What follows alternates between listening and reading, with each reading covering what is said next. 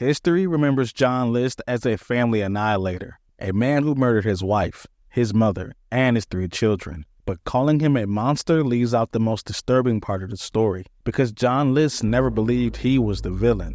He believed he was doing the right thing. And if you want to understand how an ordinary accountant became one of America's most infamous killers, you first have to understand what he believed.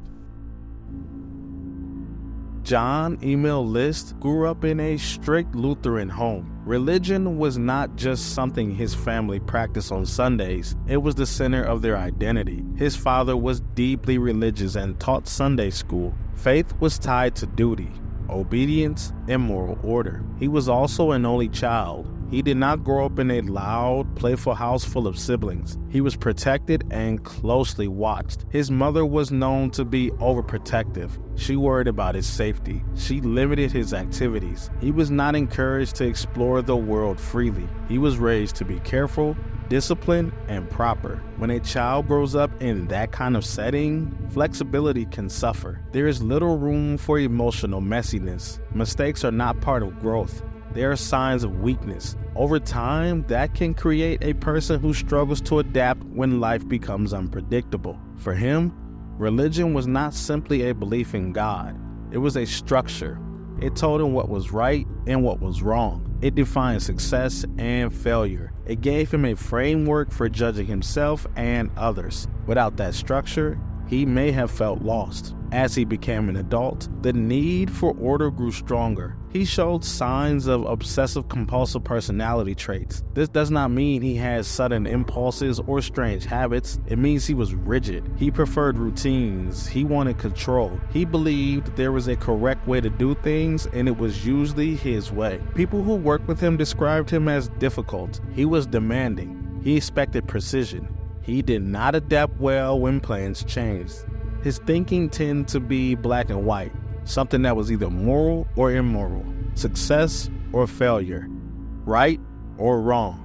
There was no middle ground. Even small details in his home life reflected this. A former neighbor described how he would mow his lawn in straight mechanical lines back and forth, never looking around. It was as if he was performing a task that had to be perfect. The kitchen was kept spotless. The house felt sparse and controlled. These details may seem minor, but they tell us something important. He was deeply uncomfortable with disorder. He needed life to feel structured and clean. There was also emotional distance. Neighbors rarely saw warmth between him and his children. He was called father, not dad. That small difference says something. Dad suggests closeness. Father suggests authority. He was not known for affection. He was known for discipline. From a psychological point of view, his personality fits many features of obsessive-compulsive personality disorder. People with this style of thinking value perfection, rules, and control above flexibility. They struggle with shame. Failure is not just a setback, it feels like a personal collapse. And when shame becomes unbearable, some people will do almost anything to escape it. By the late 1960s, his life began to unravel. He lost his job at the bank where he worked as a high-level executive. For many people, losing a job is painful but temporary. For him, it was something much bigger. His job was not just how he paid the bills. It was proof that he was a successful man. It confirmed that he was providing for his family. It supported his identity as head of the household. When he was fired, he did not tell his family. Instead, he continued to wake up each morning, put on his suit, and leave the house as if nothing had changed. He spent his days at train stations or looking through newspapers, pretending he still has somewhere to be. That behavior tells us how deeply he feared exposure. He could not tolerate the thought of his family knowing he had failed. In his mind, unemployment was not just bad luck, it was humiliation. He had been raised to believe that a man provides and protects. If he could not do that, he was not fulfilling his role. Welfare or public assistance was unthinkable to him. It would have meant admitting weaknesses to neighbors, church members, and his children. To someone with rigid moral thinking, shame can feel worse than death. It attacks the core of identity. As money ran out, He began taking funds from his mother's accounts. He encouraged his children to take part-time jobs, not to teach responsibility, but to help the family survive. Yet, he still refused to consider bankruptcy or downsizing. These options would have required public acknowledgement of failure. Gradually, the pressure built. The house they lived in was large and expensive. The image of success had to be maintained. But inside, the foundation was crumbling. At some point, he seems to have stopped believing that recovery was possible. Instead of seeing temporary hardship, he saw permanent disgrace. His thinking narrowed. If he could not restore order through success, he would restore it another way. When a person with rigid thinking feels trapped, they often look for a single, decisive solution. Something final. Something that ends in uncertainty. For him, that solution became elimination. The home on Hillside Avenue was large and impressive from the outside. It sat in a quiet neighborhood in Westfield, but inside, it felt divided. A former neighbor described how the father was almost always outside mowing the lawn, back and forth in straight lines. Focused, mechanical, he rarely greeted the children's friends, he did not join in laughter, and he maintained the yard like it was a display of order. Inside, the mother often stayed in her room. She wore a bathrobe and spent long hours alone. There was the smell of smoke and alcohol. She did not come down to supervise games. She seemed removed from daily life. Upstairs, the grandmother lived in near isolation. Children could hear her pacing and shouting at times. Her presence felt tense, almost hidden. The children themselves moved freely through the house. They played in the ballroom, rode bikes inside, laughed loudly, and there was little adult involvement. The ballroom was huge, but mostly empty. Sunlight poured through the tall windows, lighting up dust in the air, and it echoed when children ran across the floor. It was grand, but bare. That house mirrored the family's inner state. The mother represented decline. The grandmother symbolized suppressed instability. The children showed neglected innocence, and the father stood for strict order on the outside while losing control within. And the ballroom where the bodies were placed says something powerful. It was the largest room, the most open space, a room meant for gatherings and music. Instead, it became the final resting place. From the street, the house looked impressive. Inside, it felt hollow. Public image, private emptiness. The clearest window into his thinking comes from the letter he left behind for his pastor. It was several pages long. In it, he explained why he believed the murders were necessary. He wrote about evil in the world. He worried that his wife had stopped attending church. He feared his daughter's interest in drama and theater might lead away from her faith. He described financial ruin as a spiritual threat. The language he used was not that of anger. It was the language of concern and protection. He believed that if his family continued living, they would drift away from God. They might suffer moral decay. They might face humiliation and hardship. And in his mind, that was worse than death. He convinced himself that if he killed them while they were still right with God, they would go to heaven and their souls would be safe. Their suffering would be avoided. Notice the logic? It is deeply flawed, but internally consistent. He believed suicide was a sin that would keep him from heaven, so he did not kill himself. Instead, he left his own fate to God's judgment. He saw himself as someone willing to risk damnation to secure salvation for his family. But there is a huge contradiction. If he truly believed murder was sinful, then killing them would endanger his own soul. Yet, he did it anyway. This shows selective belief. He chose which parts of belief to emphasize. He focused on internal salvation for them and minimized the moral weight of his own actions. This is how belief can become a shield. When a person filters faith through personal fear, it can justify almost anything. His internal reasoning may have looked something like this. Financial ruins plus spiritual drift equals disaster, but death before corruption equals internal safety. In that equation, murder becomes mercy. He did not see himself as a destroyer. He saw himself as the final decision maker, the guardian of his family's eternal future. The image of God he seems to hold was strict and rule-based, a God concerned with oral obedience and moral cleanness. This mirrors the kind of father he had and the kind of father he tried to be. In that structure, authority flows downward. The father leads, the family follows. If the family is heading towards danger, the father must act. So in his mind, he became a judge and executor. He believed he was carrying out a painful but righteous duty. This is the most chilling part of the case. It was not chaos. It was confusion. It was a man who believed he was acting in line with a higher moral order. When belief becomes rigid, when shame becomes unbearable, and when control becomes more important than compassion, the result can be catastrophic. In his world, there were only two outcomes: public disgrace or spiritual failure, or decisive action that preserved eternal purity. He chose what he believed was the lesser evil, and that's how his murder became, in his mind, an act of salvation. When John List began carrying out his plan, there was no explosion of anger. There was no shouting that neighbors later described. There was no wild scene of chaos. What stands out most is the order. He started with his wife. She was sitting at the table that morning. There was no fight beforehand.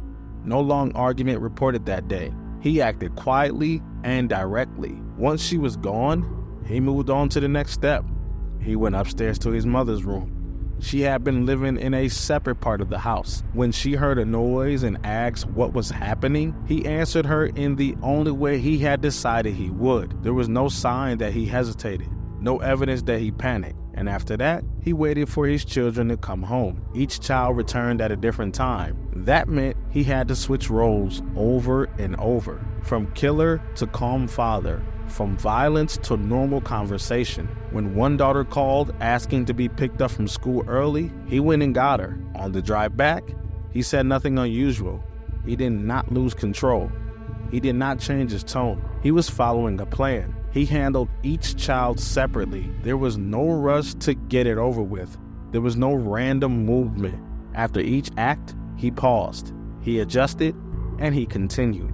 In the middle of this all, he ate lunch. That detail is important. Eating requires calm. It suggests that his body was not shaking. His mind was not overwhelmed. He was not functioning as if he were going through a schedule. At one point, he even went to the bank and closed accounts. He withdrew what money was left. He made phone calls to cancel services. He contacted the children's schools and gave explanations for their absence. He created a story about visiting relatives. He also attended one of his son's soccer games before finishing everything off. He stood there, watching other families cheer. No one noticed anything strange. There was no frenzy in his behavior. No desperate scrambling. The pace was steady. The sequence was controlled. And this pattern matters because it showed the act was not driven by sudden rage. Rage is messy. It burns hot and fast. It leaves chaos behind. What happened inside that house followed a structure. He had thought about it in advance. He knew who would come home and when. He knew what steps had to be taken afterward. The killings were not an emotional storm. They were, in his mind, a necessary procedure. Afterward, he focused on cleanup. He did not simply leave the scene. He moved the bodies into the ballroom. He placed them on sleeping bags. He arranged them side by side. This was not random placement. It looked deliberate. He wiped surfaces. He washed up. He did not want visible disorder left behind. Even though he was leaving town for good, he still could not tolerate mess. He turned the house intercom to a religious radio station playing classical music. That choice says something. He did not leave silence. He left hymns. He left music and calm melodies floating through empty rooms. He lowered the thermostat to slow down decay. He cut his own image out of family photographs. That detail feels especially symbolic. It was as if he was removing himself from their history, erasing his face from their story. These actions were not about hiding the crime. He knew the bodies would be found. He even left letters explaining himself. The cleanup was about something else. It was about control. He was preserving order inside the disaster he had created. He was making sure things were arranged properly, even in destruction. He demanded neatness. There is something ritual-like in that behavior. A ritual follows steps. It has meaning beyond the action itself. By placing the bodies together, by setting music, by lowering the temperature, he was creating a scene that matched his belief in his mind. This was not slaughter. It was a solemn act. He then stayed in the house overnight. That may be the most telling detail. He slept there. In the same building. There was no rush, no flee into the darkness, no frantic escape at midnight. He remained in the space he had just transformed. The next morning, he left calmly, drove to the airport, abandoned the car to mislead investigators, and boarded a train. He did not break down publicly. He did not confess in tears. He stepped into a new life with steady movements. All of this points to emotional detachment. He was not disassociating in panic. He was not lost in confusion. He believed what he had done was justified. That belief protected him from collapse. A person overwhelmed by guilt often shows signs of distress. They tremble, they rush, they make mistakes. He did not. His behavior suggests conviction. He thought he had made a hard but correct choice. In his thinking, the worst part was not what he had done. The worst part would have been failing to act. That mindset explains the calm. If you believe you have carried out a duty, you do not panic afterward. You complete the task and move on. After leaving New Jersey, John List took on a new name. He became Robert Clark. He moved across states. He found work. He joined the Lutheran Church, and he eventually remarried. What stands out is not chaos. He did not spiral into addiction or reckless living. He rebuilt structure. He attended services. He held steady jobs. He blended in. That suggests something important. He did not view himself as an evil man on the run. He saw the murders as a closed chapter. In his mind, he had handled a crisis and moved forward. For years, he lived quietly. Neighbors described him as reserved but polite. When he was finally arrested after being featured on America's Most Wanted, he remained calm. He insisted he was Robert Clark. He showed little visible emotion. There was no dramatic breakdown, no shouting, just steady denial. Again, this fits the pattern. He believed in order. Even in capture, he tried to control the narrative. During his trial, his defense team argued that his mental state was impaired. They suggested he was not fully responsible. At one point, he claimed post-traumatic stress from his military service. But even then, he never fully rejected his earlier reasoning. He did not say his beliefs were wrong. He did not renounce the religious framework that guided him. In later interviews, he expressed regret. Yet his regret focused more on the consequences than on the belief itself. He repeated that he thought suicide would have blocked his path to heaven. He spoke of seeing his family again in the afterlife. That consistency is striking. His frame of mind did not collapse under prison walls. His moral structure remained intact. He was sentenced to life in prison where he eventually died. But even behind bars, he maintained the same rigid worldview. Several patterns run through this case. First is his deep intolerance of shame. Failure was unbearable. Second is his rigid moral thinking. There was right and wrong, with no gray space in between. Third is strict religious conditioning that tied identity to obedience. Control was central. He tried to control finances, image, family behavior, and even internal destiny. Emotional detachment allowed him to act without visible breakdown. He shifted blame outward, focusing on society's evil or his family's spiritual risk. And he shaped theology in a way that protected his own sense of righteousness. He did not explode in anger. He planned carefully. He did not lash out blindly. He reasoned through it. He did not seek destruction for his own sake. He sought what he believed was restored order. John List was not unique because he felt strong emotions. Many people feel shame. Many struggle with failure. In fact, We all struggle with some sort of failure at one point in our lives, but what made him different was how rigid he held his beliefs. When life stopped matching his standards, he did not adjust his standards.